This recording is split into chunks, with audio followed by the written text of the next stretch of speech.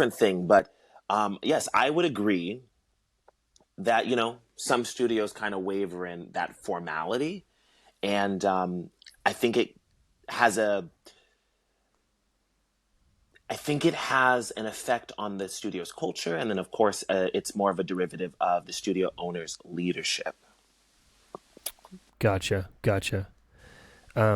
I just realized I didn't press I didn't press record.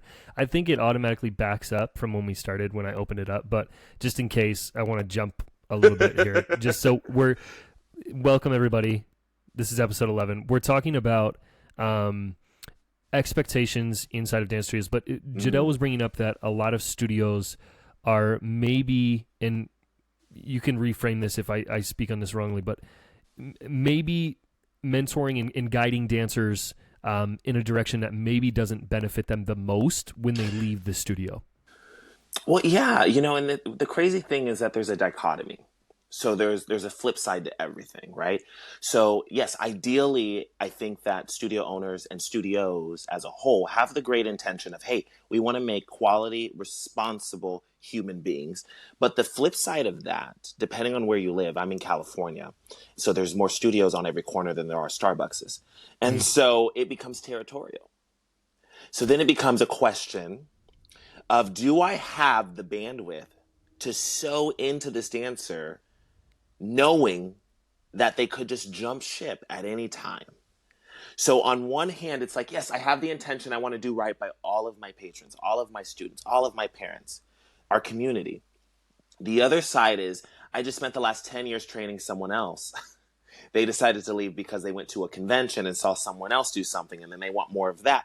And it's a whole thing, and it becomes really messy. And so I think it becomes a question of, do I want to sew? Meaning, do I want to go the extra mile, right? The mentoring part. I can teach, I can guide, I can direct, but mentoring, that's a sewing into your life. That's sewing into your worldview. That really is that one-on-one, day-to-day throughout your dance experience. And I think that it's always a conversation of, do I have it in me? Do I want to go that extra mile for this student or for these groups of students? And it doesn't mean that you love or care about them any less. It doesn't mean that you're willing to give them a less quality dance education. But I think we go into different territory when we talk about mentoring, because it has to be mutual. It has to be reciprocal, right? I only like to work with dancers who take the information that I share, take the guidance, and then they run with it. Right? Take what I give you and then produce on top of it. To me, that lets me know that you're here for it, versus me just sharing, loving on you and giving you just the best quality experience that I can, and you you kind of just let it fall to the wayside, give or take, right? Yeah. So I think that there's a dichotomy to that, right? Yeah. Okay, I have things logged in my brain, but I want to just in the situation that the first part of this did not record, which is fine, because I feel like we're really into something now. Anybody who's listening, watching, Jadell Lee, this is a speaker, an author, convention owner, teacher, adjunct professor, just an amazing all-around individual, and we're talking about so many really, really interesting things right now. Okay, so I want to jump back a little tiny bit, because there's one thing that I would love to hear kind of your opinion on, and you've been I feel like hinting at this a little bit, which I feel like another aspect to this conversation of maybe what we would call misalignment in direction of studios is a lack of overall communication. And kind of to your point, from top down, from directors to teachers, from teachers to dancers, from teachers to parents, from directors to parents. I feel like studios traditionally, in my experience, do a really good job at the front end of communicating. Oh, 100%. And then they do a really good job at the back end of communicating. But along the way, it kind of gets lost a little bit. Yes. And part of that, a lot of that it comes down to leadership. Right? A lot of people think leadership is talking on the microphone. It's leading the board meetings or the staff meetings. A lot of people think leadership is choreographing all the dances. People think leadership is being out in front. No, Leadership is being out in the back. And the reason why I say that is because when we talk about a breakdown in communication, when we talk about a breakdown in what's the understanding of, okay, how is this supposed to work? How is this supposed to go? We have to look at company culture. Mm. Company culture is a derivative from a studio owner's leadership. So imagine from the perspective of, I'm a new student, I've never been here, and I'm in class. What am I experiencing? From literally me coming to the front door, to me being in the classroom, to me leaving. Am I registering that day? You know? Mm. And we have to look at that. For example, for me, again, and I'm not the ideal, but I love when my classes kind of run like an assembly line. I like to stick Mm. to a clear structure of my class. So for example, the students come in, I like to welcome the students, right? Even if I'm having the worst day. Hello, everyone. How's it going? How are you? And I want to hear a verbal response from everyone, right? And I don't mind whatever the response is, but I like to touch. I like to connect with every student. Then from there, Mm. we go into a choreographed warm-up. I love to do choreographed warm-ups because if you are a new student, all you got to do is get in where you fit in and follow along. From there, we go across the floor, and then we do progressions of whatever style that we're doing. And then from there, we come back to the center, review choreography or learn new choreography. Once our class is finished, I love to get everyone in a circle. I love to go around the circle and ask them, hey, what was your favorite part of class today? What did you like best about your class experience today? And again, love to hear what they have to say. One, because that lets me know what they're liking and disliking. Two, that gives me an idea of how to, again, further be more effective for the next class. And three, it allows them to engage, right? And so, again, I like to have this clear structure, and it pushes me to remain engaged because one thing that I do is I like to give a lot of feedback, positive or even helpful hints. Hey, here's what I love that you're doing. Here's how you can do it even better. For me, when a student comes in and they don't register, my question is always why. What was the breakdown in communication? Maybe it just wasn't their thing. Maybe it was the way I was communicating. It doesn't necessarily mean I change up everything for every new student, but it gives me a temperature on what is connecting, what's landing, and then what's going over their heads. Does that make sense? Now, Yeah. when we talk about from a studio-wide perspective, when we talk about culture, the experience someone has from the level of engagement to the depth of communication to the level of encouragement, whatever that is from a cultural standpoint, in a studio standpoint, we have to look at it like what's landing and what's being missed, right? Mm. Now, I've Mm. worked for studio owners, and unfortunately, not all of them are focused on their leadership. So they have trials come in, and then it is what it is. Maybe they follow up, maybe they don't. Maybe someone connects with them as soon as they're leaving class or not. But all of that comes down to culture, right? And so I look at it from that perspective of if I'm a new student, what's going to make me want to stay? Were the people nice? Did they engage me? Are the students groomed and conditioned to engage new people? To be open to new people? Are we building connection? We don't got to be besties, but if you're walking in for the first time, hi, my name is Jadell. What's yours? You know, I'll give you an example. I had a student, she decided recently to take up swimming. It hurt me to my core because she's such a sweetie. She, out of any student I've ever worked with in the last 15 years, had the most consistent positive attitude every single week. Any new Mm. student that came in, she'd say, hi, my name is Ari. What's yours? Oh, cool. Fun. Oh, I like your sweater. And it was just like, oh my gosh, we're having, like, you can't teach that sometimes. No. It's the most beautiful and engaging. And I'm all about people feeling welcomed, right? Mm. And experiencing that invite, right? I think a lot of people talk about inclusion, but then they don't necessarily demonstrate it. We talk Uh, about safe spaces, but you have to navigate, you have to curate, you have to coordinate an inclusive space. So she was such a great example of what I wish all my students could do. And she was so sweet about it. But that from a new student perspective of, okay, how do we funnel them in? And then what exactly are they experiencing? When we talk about it mm. from a dance educator standpoint, how is conflict addressed? One thing I do when I'm being interviewed to work at a new studio is I will ask you straight up, what's the company culture? What is the depth of communication when it comes to conflict? How is conflict addressed? Is it addressed only through email? Is it do we have mediated conversations, meaning if there's conflict between two people, whether it's a parent or a teacher, etc., are we all sitting down to have a group discussion? Right? In what ways is the staff supported in addition to the students? In what ways, again, can the staff support you as a studio owner? What is the culture? Because that comes down to leadership when it comes to what you're focused on. When conflict happens, I've worked for a lot of studios, unfortunately, where they said, hey, the customer's always right, which means the dance teacher's doing all the bending. And it's fine in the beginning, but when you are bending, I'm not that flexible anymore. I'm not in my 20s anymore. You know what I'm saying? Like, hold on. So it's something for me at least to consider what that breakdown of leadership is, because it trickles down into communication. It trickles down into company culture, how your studio or your dancers show up, how your teachers show up, how the studio owner shows up. And then it trickles down into the perception of the studio when we're out and about at these public events as well.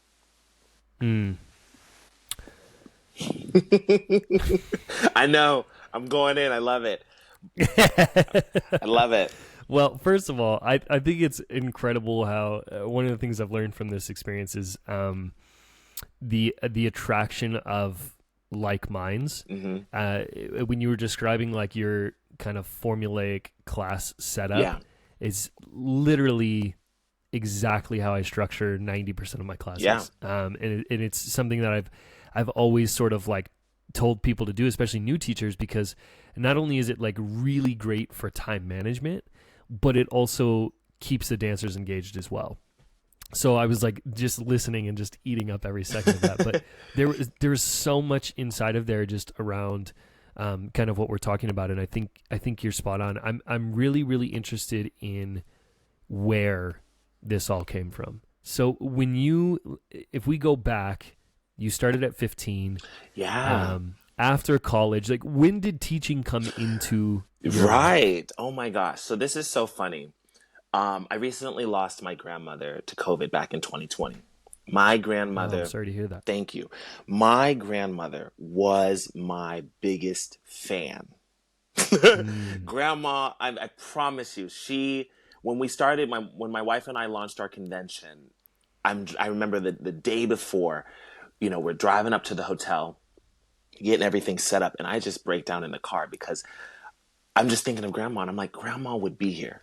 She'd be at the ticket booth. She'd be handing people their wristband. Like, she'd be here for all of it. And I just, your question made me think of her because she had this running joke. She was like, Jadell, you work for studios, but do they know you don't like kids? For the longest time, I didn't know if I really enjoyed children.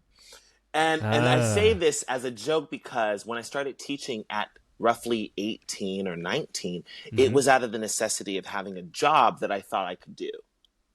So here I am. Here I am as a college freshman, and I needed to get a job, but I didn't want to do anything that was going to require real work. I'm a millennial. No. Well, and more so because academically, I really wanted to focus, and I didn't want a job to kind of split that focus for me. College was really challenging because I had to learn how to adult. I went to college and realized I didn't know how to self-manage. And so it made the burden of being responsible even bigger because I really had to learn how to be self-sufficient from a day-to-day perspective. So for me, I wanted money. I needed money. I wanted to get a job. I needed a job. But I needed to do something that I could kind of fit in, that I kind of knew something about, because then it would have made that transition into that work-school life balance a little bit simpler for me. So I ended up teaching at a middle school, and I ended up getting this job coincidentally through a work study program through the university. So it kind of worked out where I was tutoring the kids, but then they wanted me for their after school dance program. And I had this amazing mentor, Miss Donna Solomon. And one thing that she did, I learned so much from her. She was a math teacher at the middle school. And one thing that she did, she was such an effective educator because she was so connected to her students. And not only did she have the respect of her students, but they really flocked to her. So I got to see someone like that in action. She was equally tough, but as much as she was tough, she was loving and encouraging. And she was always about the betterment of the student, the betterment of the child. And she taught me just through her demonstration of leadership that when it comes to education, you have to be willing to do life with people, meaning you have to be willing to see them on their best days and their worst days, and still be an advocate and a supporter of them. And still, even when they're rejecting the opportunity to learn something new, you still have to be willing to show up for them. I saw that up close and personal, and it was wonderful because while I'm getting this first teaching job as a tutor and then also as, a dance teacher at the middle school, she's doing a lot of pouring into me. She's talking to me about everything from how to communicate with young people to how to leverage their interests. Maybe their work ethic isn't there yet, but you have to leverage their desire to want to do an activity enough to get them to work hard for it. And then again, you have to give them the proper feedback so that they can see that the hard work is leading to something. So I learned so much from her. She even taught me about boundaries. She taught me heavily about boundaries. And for context, because I tell this part of the story from two different vantage points. From a professional vantage point, she always would tell me, Jadell, you got to have boundaries because you're a teacher, they're a student. You got to make sure that they always maintain that edification and respect for you. So in that, you never want to introduce gray areas because then you'll lose the respect of your students. And if there's no respect, then what are we doing? Right? And that respect has to be mutual. So I learned that from her. And then she also taught me, again, from a cultural standpoint. Miss Donna Solomon was Black. She was actually from New Orleans, and she had been an educator for over 20 years.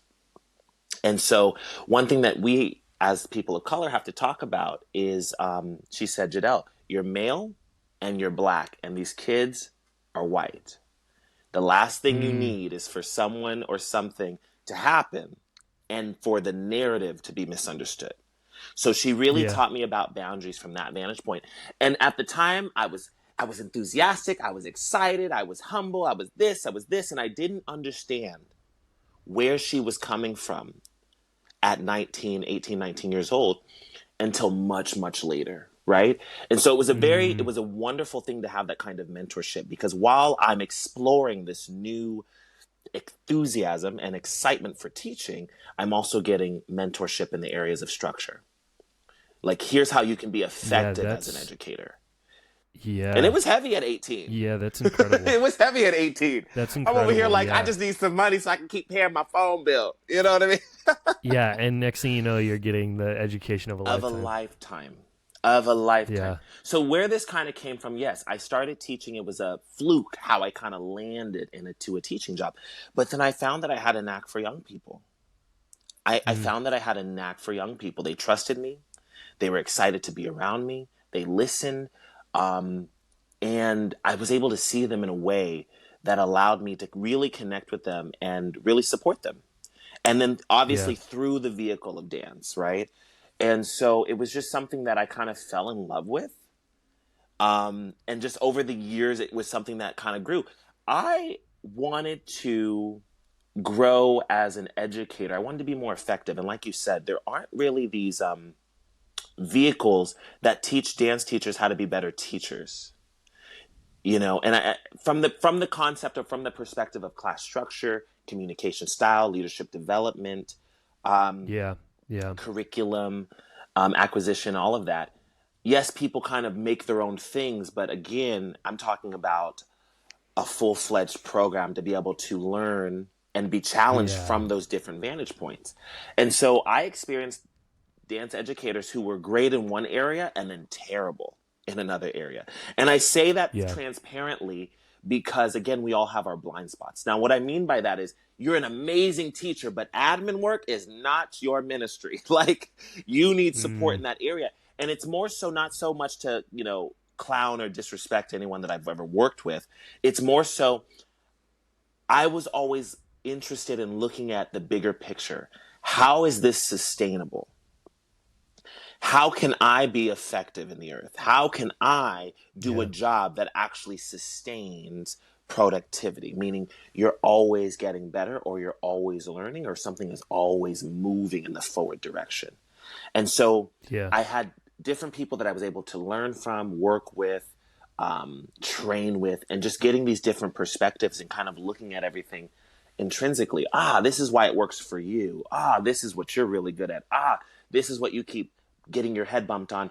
And then as a dance educator, once I started teaching for competition dances, and like going to competitions with studios and going to conventions, they would have teacher classes. And I always found that the teacher classes weren't really good. Terrible. They just weren't really good, because I wanted to learn how Yep. to be a better teacher. I wanted to learn how to reach my students better. Or, hey, I taught this step so many times and they're still not getting it. What's a different way I can approach this so that it maybe clicks, a light bulb can come on. Yep. Yep. And I never found that I could get those types of conversations. And then of course, when it comes to leadership, you have to be willing to share. You have to be willing to pour. One of my favorite books by John C. Maxwell is The 21 Irrefutable Laws of Leadership. And one of the chapters, one of the laws is you have to give up to go up, right? You have to give in order to keep growing. And so even with studio owners, one thing I always want to ask the question is, are you willing to give to your faculty? Are you willing to give to your student body in that sense? Because I always wanted the support of studio owners to really go, I'm going to help you become even better, because if you become better, you're going to pour it into our students, which means we're going to become better. And it's this whole trickle down theory of everyone gets better. And I didn't always experience that.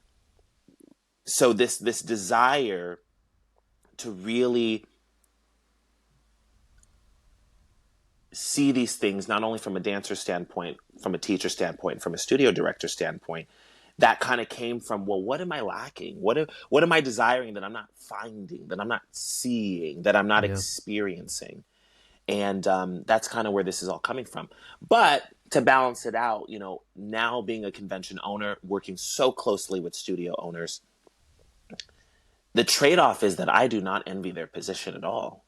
I mean, they're responsible for so much, and it's wonderful what they're able to do and what they're able to accomplish. It's wonderful that they're able to groom and train these dancers for 10, 15 years and to get them on their merry way should they decide to pursue a professional career. And that's always so beautiful. So the trade-off is I don't necessarily envy their position, because they have to be such huge strategists and people managers and all these huge things, that just to keep their studio going and just to keep programs running. So it truly is a beautiful thing. But one thing that I've learned is that there's always room for growth. Yeah. It's such an incredible story, and it's so unique, because I started teaching when I was 16 with probably should not have been teaching. And so I don't know, it's really cool. Like I wish that I had some sort of direction like what you received, because it's hard. It's hard when you first start teaching, especially when you're younger. There's a lot of ego that's hard to kind of move past.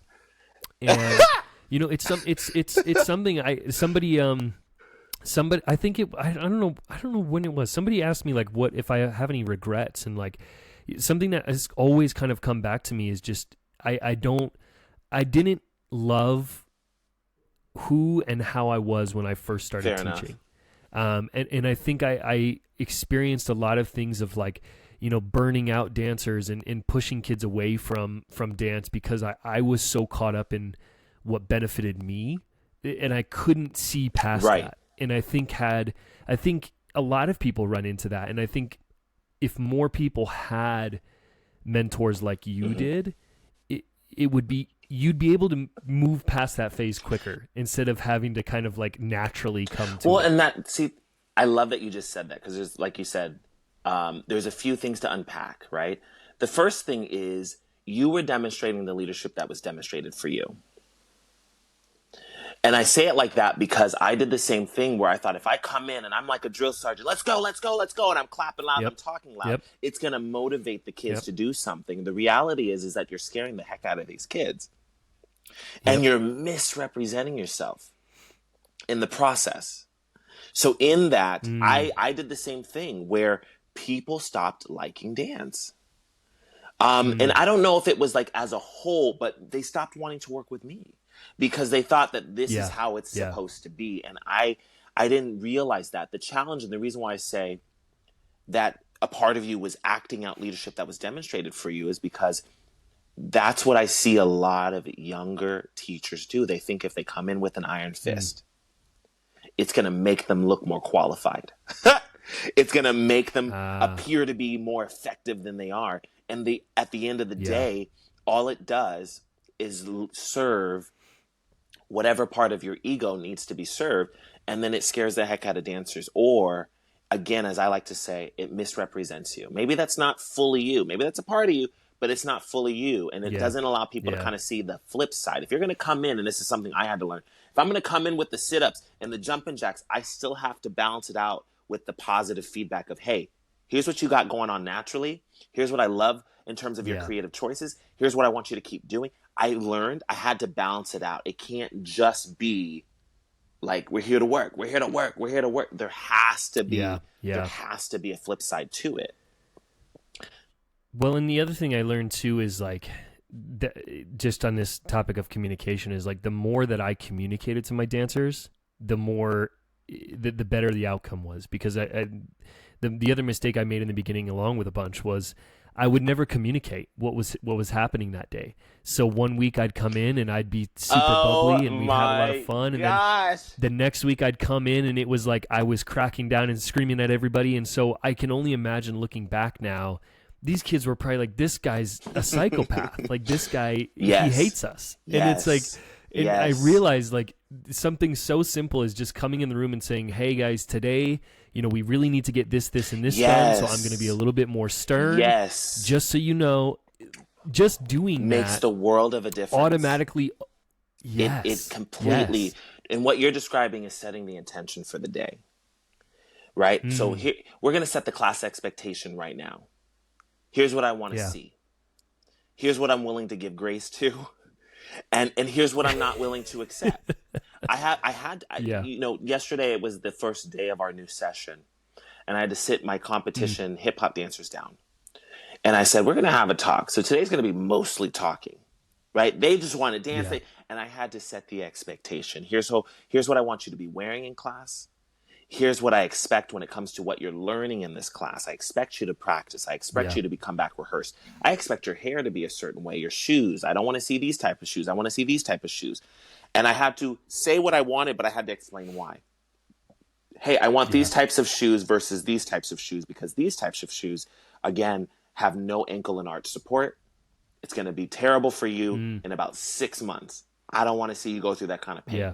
Hey, I want you to wear long pants, not shorts, because if we do floor choreography, I don't want anyone to get a floor burn. So I'm concerned about your safety.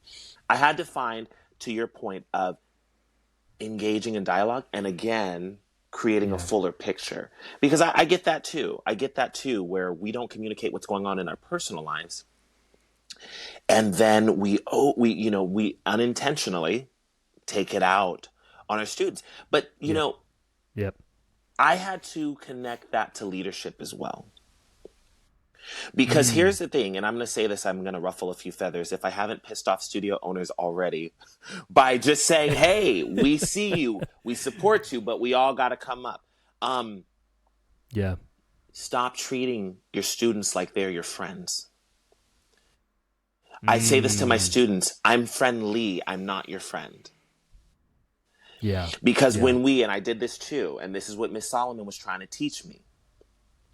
When you come in and treat them like your peers, hey guys, what's going on? Yeah, no, totally. My date last night, it went like this. What happens is you lose the edification that you're supposed to have as an educator, as a teacher, and as a leader. And then you misrepresent leadership to your students and what they should expect. right? We talk about how do dancers get so close to their teachers. There has to be a line. And I'm Yeah. not calling Yeah. out Yeah. anyone in particular. I'm not preferencing, referring to anyone in particular. I'm saying I had to learn how to have emotional boundaries with my students so that I could still be effective as a teacher, but I could still get that leadership development that I needed, that Right. allowed me to go from teaching on this faculty to judging this competition to teaching master classes in this part of the country to working with people at this caliber. I had to learn those things and just learn how to have an edification or respect for those types of things. Like, what does that look like? Emotional boundaries. I don't let my students air out their dirty laundry in my classes, because what I don't want unintentionally is for them to get too familiar with each other in such a group setting that it takes away from the learning environment, right? Talk to your friend, be you, do all Ah, of that. That's wonderful. We're not going to engage like that in class per se, because then it creates a different expectation in the room, right?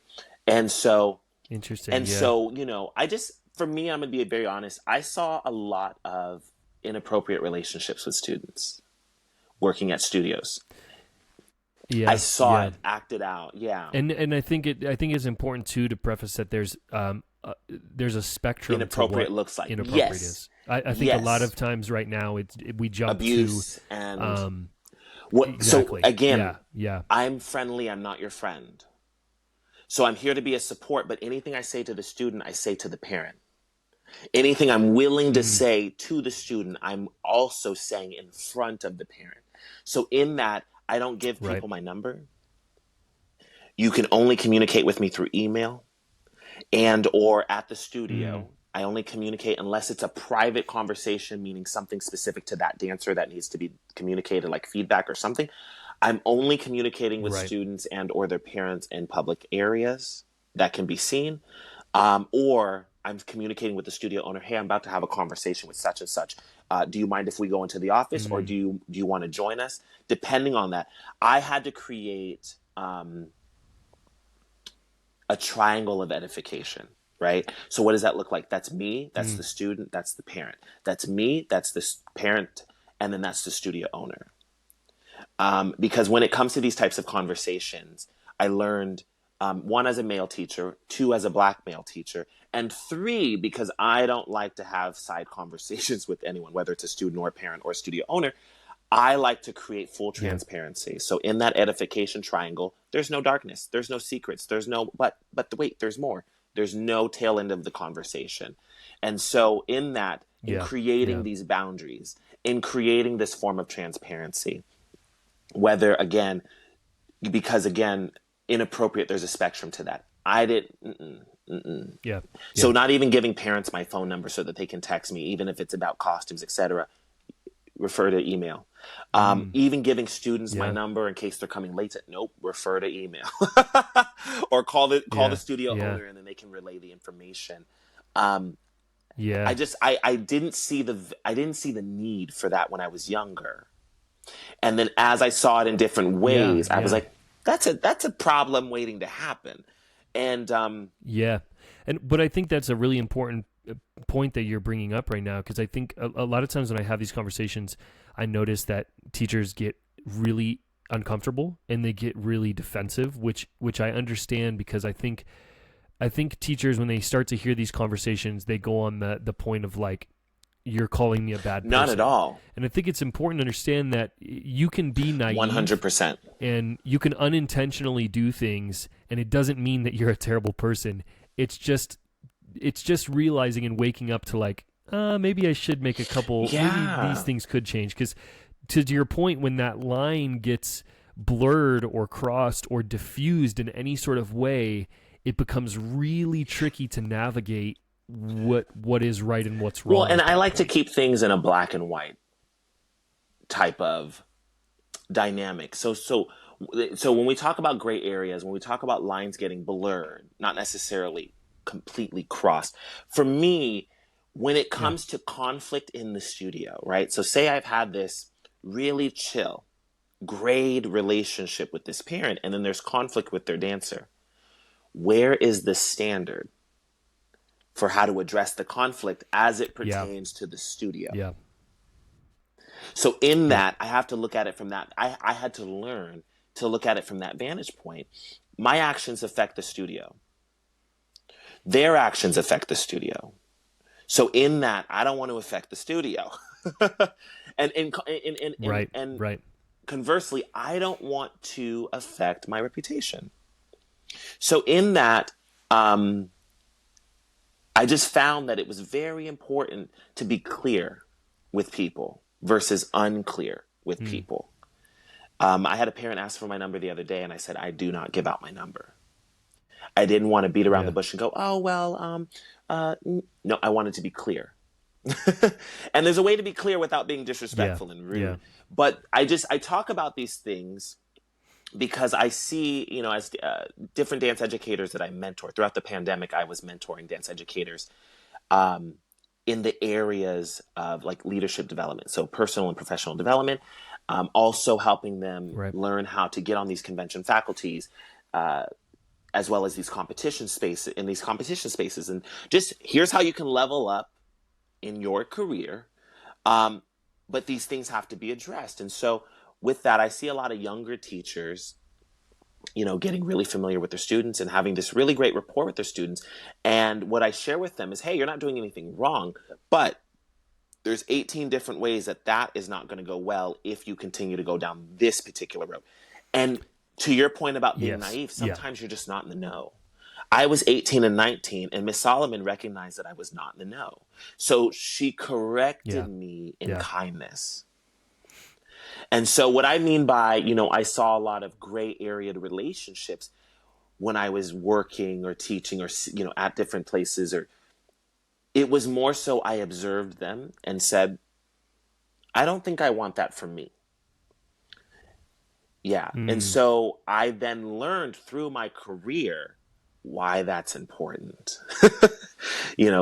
Teaching for over a decade, I was like, oh, well, thanks, Miss Solomon. Appreciate it.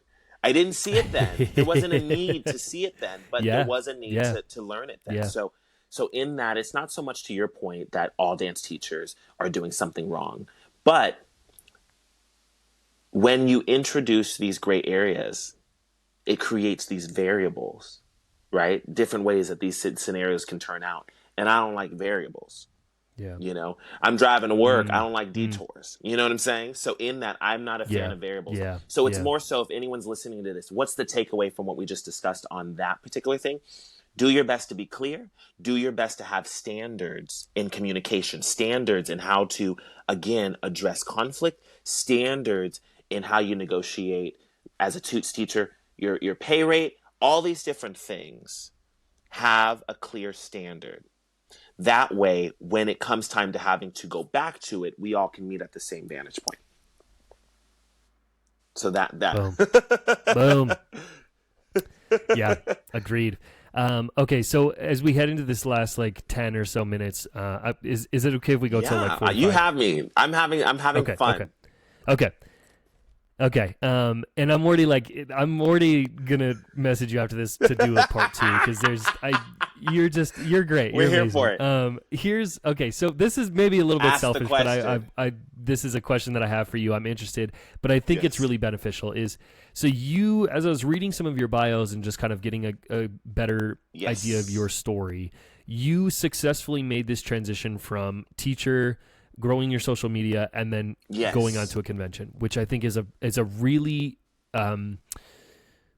attractive idea for a lot of dance teachers. Totally. I know for myself, it's been something that I've been chasing forever. What did that look like for you? And what is the top 3 things that you could recommend to people that are kind of on Wonderful. I love this. Last year I taught at Seton Hill University, and the first semester that I taught there was Intro to the Commercial Industry, where we learned how to do our headshots, our reels, where we learned how to acquire an agent. And I even helped the students develop their teaching quotes, their masterclass quotes, their choreography quotes. And I even broke down, here's how you can develop a full-time income based on your abilities at whatever vantage point you're at, whatever styles of dance that you teach. So we broke down, literally itemized everything. And so somebody asked me a similar question. How did you learn to get started? Really great question. A couple years ago, I had a mentor. She's still a mentor of mine. Her name is Patty Hoffman. Patricia Hoffman. She's wonderful. She's trained dancers that now dance for American Ballet Theater, San Francisco Ballet. I mean, she's trained dancers that have gone on to just have immaculate careers and go on to amazing training programs. She was the first person to fly me out somewhere so that I could teach. She's located in Colorado. She owned a studio out in Colorado. Now it's under different leadership, and I'm actually going back there for the week of 4th of July to teach. I'm so excited. And what's so awesome is that in that experience, she took me out. We went hiking. Now, I had just met her, so she didn't know that much about me. If she knew me, she knew I didn't like hiking. But she took me hiking. We went to, they called it Gardens of the Gods, right? This is in Colorado. And we're going on a hike, and she says, Jadell, what's your end game? And I said, I just want to teach around the world. At that time, I just wanted to teach around the world. She said, okay, great. She just started pouring into me as we're hiking. It made the hike more bearable because I'm hot. And if you know Black people, when we outside in the sun too long, we start smelling like outside, and it's not cool. White people are like, what smells like outside? Ask your Black friends, okay? Ask your friends. Is it possible to smell like outside? Yes, it is. No. We're hiking, and she says, Jadell, you need to start documenting your teaching. If that's the space that you want to occupy, you have to document it. I said, well, what do you mean? Because this was, I want to say 2016, 2017. I was not a fan of Instagram. Okay. I had like maybe 100 followers on Instagram. I was just not a fan. Long story short, she says, you got to film your teaching, because when you start reaching out to these international schools, these international places, or even these national places that, again, aren't just down the street from you, they're going to want to see what a class experience with you looks like. So you have to film it. Some of the best advice. And so I went home from that amazing week in Colorado teaching at her studio, and I started filming everything. Now, for me, my mentors always said, Jadell, in anything you do, do it unto excellence, which means put your best foot forward no matter what. So in that, I got professional videographers, professional photographers. Anything that I was doing, I just filmed it and documented it. But because I'm more of an anomaly in the sense that I have more than one objective, I have more than one goal. At the time, I wanted to prepare for a lot of things that I wanted to do, which was the public speaking, in addition to the guest teaching and guest choreography, which was getting into the competition spaces. So I had to do different things to kind of present myself in ways that allowed people to see that I'm able to occupy these spaces. For example, I started filming everything that I was doing, all my projects, all my master classes. But because I like being fun, I always did a BTS version of all my projects that I filmed. So I'd film the master class and I do the thing, and then I do a BTS project off of it by explaining my motivation behind it and what the intent was, and just, kind of storytelling. Because I wanted to prepare myself as a speaker, as a TEDx speaker specifically, I wanted to practice my storytelling. So I created opportunities for me to do both. I'm going to create these projects for me to film, and then I'm going to tell a story about it. And so I started filming these things, right? It's amazing. So I kind of had to create my own buzz. And I was just consistent with that. And so again, when it came to applying and reaching out and networking, people saw it already. Oh, you could totally judge because you're a really great speaker, and your motivation and the passion and the enthusiasm, great, you could do it. Oh, you can come in to teach because I see on your social media that you choreograph and teach all these various levels and styles. So one thing to your point, 3 things to break down. Number 1, position yourself to occupy the space that you want to be in. So again, if you want to teach, you want to set choreography, curate your social media that clearly depicts that. One thing I share with my university students, my 4th year dance majors, is your content has to edify you as an expert in your field. Now, what qualifies you as an expert? I get people that say, well, I was never on So You Think You Can Dance. I haven't worked with Beyonce. I haven't done these things. No, your years of experience. In the 10 years that you've been training, teaching, or performing, what did you learn? Great. You're an expert. Yeah. You're an expert in what you know. You don't know Yeah. everything, Yeah. but you're an expert in what you know, because what you know, you know. So in that, your social media content, your website, your whatever it is that you're using to promote yourself, it has to edify you as an expert in your field, whatever that space is. Well, if I Mm. want to get into teaching, then it needs to show you teaching, you choreographing, you doing these things where you're from a position of leadership. I love your social media, Jay, because you're positioning yourself again as a podcast host and enthusiast, but you're also doing your live critiques. I like that. That's really what made me go, people need to see that, because Right. when they think Right. about judging, really, you need to be good at breaking down movement in real time, giving positive feedback, and explaining how someone can level up or do something better. All that within the 3 minutes of their Right. solo, and then go to the laptop and move on. So I really Yeah. love that you really Yeah. depict that, because again, if you're applying for another convention or another competition, they can go right there and see, oh yeah, he knows what he's talking about. He knows what he's doing. Right. So Right. in that, number one, social media or any mediums of promotion have to depict you and edify you as an expert in your field. That's number one. Number two, you have to be willing to put yourself out there. And in putting yourself out there, my mentor would always say, Jadell, the fortune is in the follow-up and in the follow-through.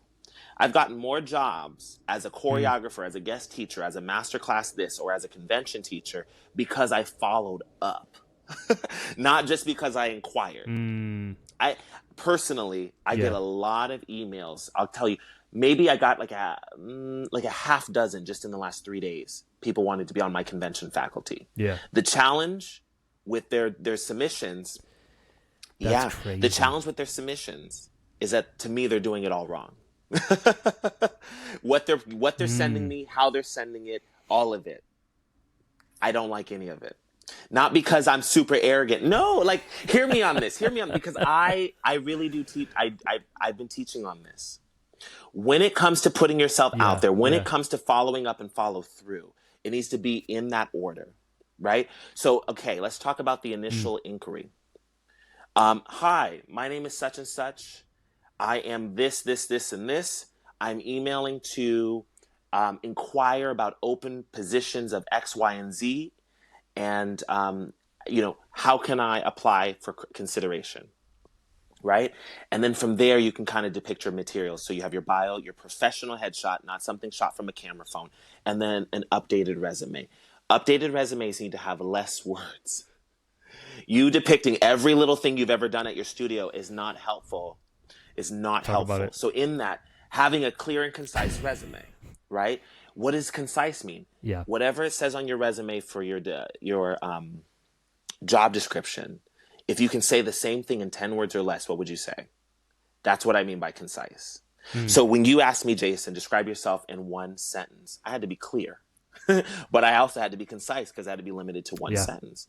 So in that, I get a lot of people that reach out and they look amazing. The challenge is I can tell your level of professionalism or your level of experience based on how you've inquired. So that's what I mean by it's wrong, which means I don't want to take the time to have to teach you on this or have to deal with, you're more of a texter, not an emailer. I don't got time for that. And while I'm not judging anyone, there's a need, like you said earlier in this interview or this conversation, there's a need for people to have a rubric or a business model to follow so that it's clear and that it's still professional. Now, that's not to say everyone who's reached out has been like, No, some people have been amazing. But it's part of it. The flip side is you really have to depict yourself as a professional. So in putting yourself out there, it's not just putting out there your talent. It's putting out there, again, that demonstration of your experience as a communicator, as a negotiator, as a collaborator, right? And then also, just FYI, how do I say this in a nice way? 10 words or less, Jadell. When you inquire to serve, don't inquire to be served. For example, I would really love to be a part of your faculty. I like what you're doing. It seems really cool. Great. I love that you love what we're doing. I love that you're inspired. But you just said 3 things that benefit you. None of that benefits us. Yeah. So in that, Yeah. in Yeah. that, I, great. I'm excited that you're excited, and it really is humbling. I can't say that enough. But I've gotten more jobs as a teacher, as a choreographer, as a this, as a that, because I've strategized on ways to serve them. And I made that clear in my inquiry. Yeah. Yeah. So in that, and I'll give you an example. What does that look like in real time? If someone says, "Well, what styles do you teach?" Well, actually, here's a question that I actually have for you. What do you need? And then that'll give me a clear idea of what I can do. To me, that's Right. that's a whole Right. different conversation, because then I'm like, oh, Yeah. cool. Yeah. Well, actually, I need this, I need that, I need this. Great. What can you do with that? And then again, it's a Yeah. different and Yeah. a navigated conversation. So again, first thing is your social media, your content, your promo content, whatever it is, has to depict you and edify you as an expert in your field. Don't be afraid to be an expert. If we're talking no starving artists, okay, then you need to start identifying yourself as an expert. I'm not a dance teacher, I'm a dance educator. Okay? So in that, be cool with that. So if that means we got to level up our confidence, our self-esteem, or whatever, great. Do it. The second thing is, again, put yourself out there by inquiring. And then be adamant and fervent to follow up. And then follow through. So if you say you can do something, if you say you're going to do something, do it in the time frame that you said you're going to do it. So again, if your turnaround, this is something I want to share with all dance educators, your turnaround of communication should be no more than 48 hours. It doesn't matter what it is. I don't care if you're following up with the parent. I don't care if you're talking to your studio owner about a class that you wanted to teach. Whatever it is, your follow-up and follow-through should be no more or no greater than 48 hours. After that, you start to lose momentum. So if you inquire about a guest faculty position, a guest teaching position, and you inquire, they get back to you, they don't get back to you, regardless, follow up within 24 or 48 hours. Hi, Jadell, how are you? I hope your day is going well. My name is such and such. I just inquired yesterday or 2 days ago regarding an open faculty position. I wanted to just double check to learn if you actually received my submission. Please let me know. I look forward to hearing from you soon. Have a great day. Things like that. Anytime you get off of an interview, anytime you have that initial inquiry with someone and they talk to you, etc., follow up with them via email right away. As soon as you get off the phone, as soon as you get, end of your day. Hi, such and such. Thank you so much for taking the time to speak with me. I definitely enjoyed our conversation. I look forward to potentially working with you in the future. Have an amazing night. Have an amazing day. Those types of things. So in your follow-up and in your follow-through, again, communication has to be clear, professional, consistent. I love it. The third thing, go ahead. I mean, I usually ask for like a little golden nugget at the end, but that was it. I feel like that was, this has been really, every single time I do this, it's like so much more than I expect. And it's like, this is not anything less than that. It's amazing to connect with people. And like, I don't know, it's incredible to connect with people. And I think it's something that's like, I know I'm like hungry for it in dance. It's hard to find people that are passionate and motivated and business driven. And like, it's really, really hard. So when I come across people where it's like so clear that they know what they're doing, it's like, it's thrilling, So again, I just want to thank you so much for coming on and doing this. And I will follow up because I want to do a part two. But yeah, just thank you. Thank you so much. The third thing I wanted to say, because you asked for 3, was honestly just do it unto excellence. My mentor said, Jadell, an event's just a follow up for the next event. So when it comes to booking private lessons, when it comes to booking consistent masterclass guest teaching, when it comes to booking choreography, everything that you're doing is setting up for the next time you're going to do it. So in that, we can even talk about that on the next pod. But again, an event is just a follow up for the next one. So do whatever it is that you're doing unto excellence the first time. Doesn't mean you have to be perfect. Doesn't mean nothing can go wrong. But again, as my mentor would say, again, your attitude determines your altitude. So come in professional, come in excited, enthusiastic, and regardless of what goes wrong, stay in that space and then do the best that you can. Believe it or not, studio owners, teachers, convention owners, competitions, they're always willing. They're willing to give people a chance. People that have never done it before, they're willing to give you a chance. But how you show up determines how you're going to show out, period.